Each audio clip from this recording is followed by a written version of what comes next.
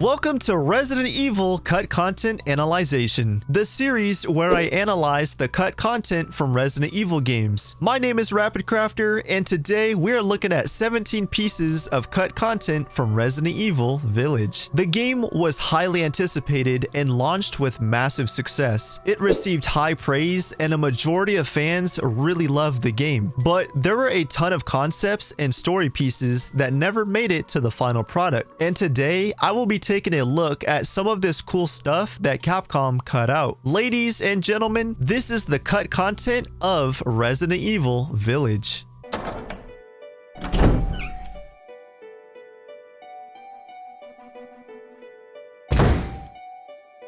In case you guys aren't caught up yet, I made a video on the cut content of Resident Evil 7, which you can find at the top right corner of your screen. I covered some very intense pieces of cut content from that game. Alright, back to Resident Evil Village. Mia Winters was originally supposed to be in a wheelchair due to the events in Resident Evil 7. Since she was injured at the end of the game and taken away in a helicopter, Mia was supposed to be in a wheelchair, but of course, this was cut out. Also, it seemed that Rose had a very different outfit style than the final product, and this outfit doesn't seem like something you would wear out in public. So it makes me wonder if Rose had a very different story than the one that we got. I have no idea what to think about this, so leave your ideas down below.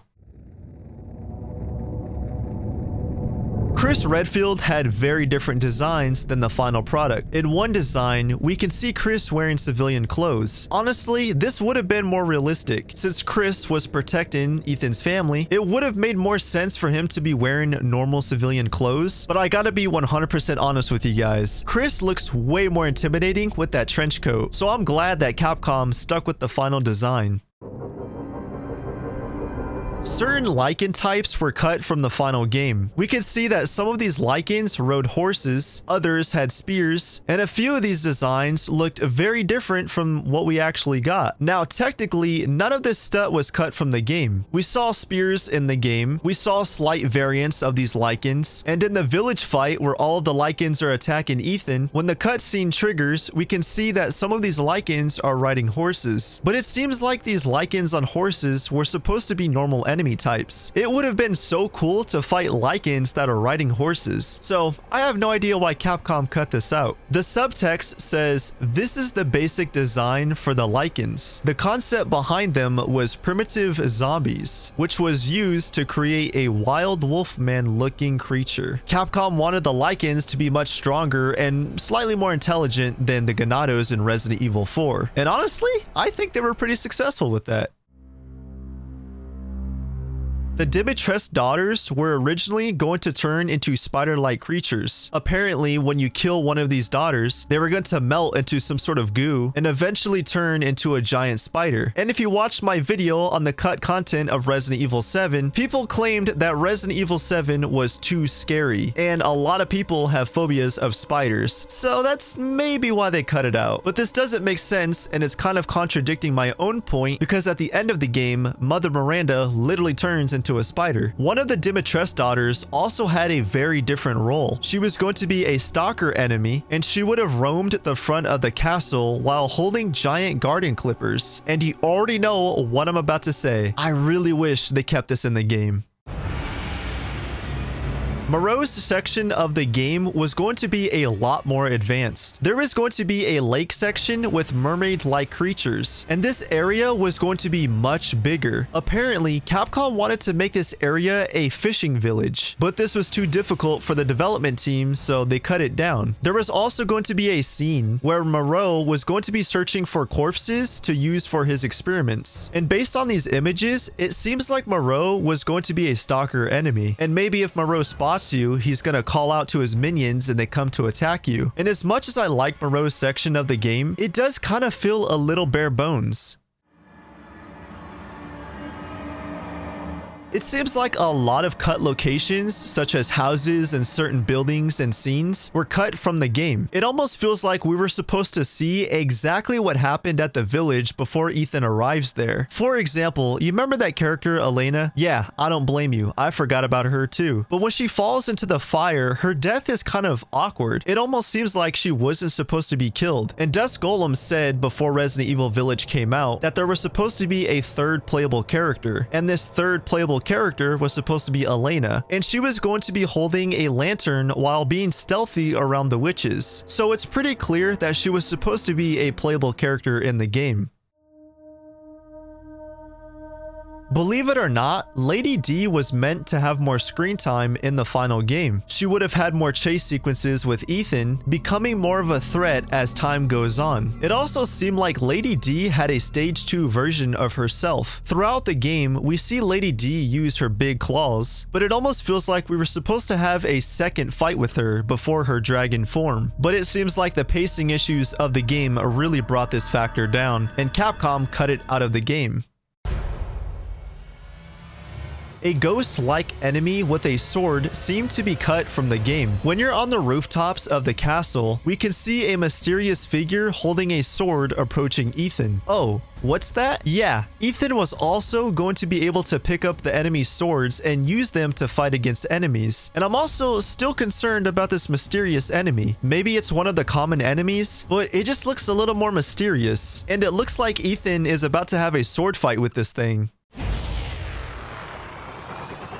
In the room where you find the sacred knife that Ethan uses to stab Lady D, it was originally going to be a storeroom for weaponry. In the final game, it looks like a church, but in the original and early concepts of the game, Capcom wanted this room to be filled with weaponry during the ancient times. Now, this would have been cool to see as it would have added a lot more lore to the game. One thing that I feel like lacked in Resident Evil Village was the lack of lore of the village. The subtext says, the final tower of the castle where Ethan fights Dimitrescu. This area was going to be a storeroom for period weaponry. Donna Beneviento was going to have a much different role. She was supposed to be the village's doctor, and Angie the doll never existed. Capcom also considered giving Donna a very dark past, which included her family throwing themselves off of the top of the waterfall. This house was also meant to have an entire ghost family consisting of a father, mother, and their children, including a baby. Sheesh, Capcom, what a way to make your game dark.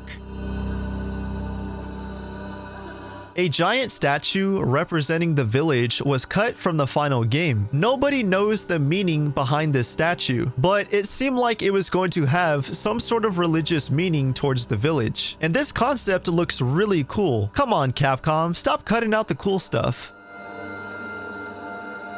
Ada Wong was set to make an appearance in Resident Evil Village. During the scene where Ethan is captured, she was going to arrive and help Ethan escape. She was supposed to be undercover, but this proved to be too complicated as this would have messed with the story's pacing and message that Capcom wanted to get across. Come on, man, it would have been awesome to see Ada in the game. Heisenberg was originally going to be a pair of twins rather than just one person, and Heisenberg's mother was going to be a subject to brain experiments. Heisenberg was also going to have a father that was going to be featured in the game who would have been the village's leader, and instead of Heisenberg who turned into the giant transformer, it would have been Heisenberg's father that we would have fought instead. Heisenberg also had a cut segment where we would be able to see his henchmen digging up dead corpses in order to experiment on them. Mother Miranda had a very different role. She was going to be a researcher who was trying to discover the village's secrets. Capcom also had plans to not make her the final villain. Instead, a religious leader was supposed to be the final boss of the game, and this religious leader was going to be the final boss that turned into a giant dragon. Mother Miranda also had a cut segment where we would see the Lycans holding her up in order to prepare for the final ceremony. The castle seemed like it was going to have a much darker tone. In the final game, it's just snowing. The weather doesn't change, everything is pretty normal. But I found this piece of concept art, and if you look in the background, it's a stormy night. It seems like the setting was very different, and I kinda wish we got this instead. There is going to be a scene in the game where we would actually be able to see how the lichens are born. And in this image, we can see that Capcom showed us. They would turn into this little mold shell, and after a certain amount of time, this shell would break open and a lichen would come out. A giant-sized lichen was cut from the final game. He was going to be a much larger and more powerful lichen, and he would have commanded 2 giant dogs. But this would have been such an awesome enemy to fight. So Capcom, please add this guy in a future game, or at least in the upcoming Resident Evil Village DLC, whenever that's happening. And that was the cut content of Resident Evil Village. Let me know your favorite piece of cut content down below in the comments. Feel free to leave a like on the video. Thank you all for watching, and until next time.